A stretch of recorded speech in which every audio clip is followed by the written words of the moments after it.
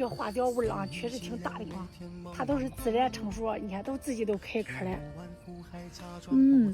跟那是在外边买的花椒确实不一样。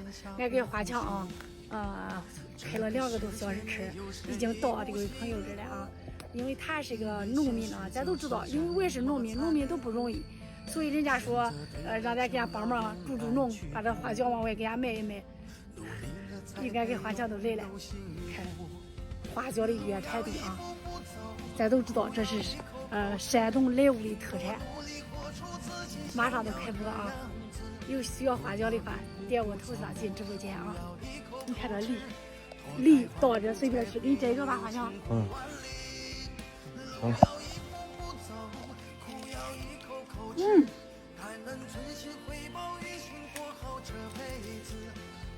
最甜最甜这里。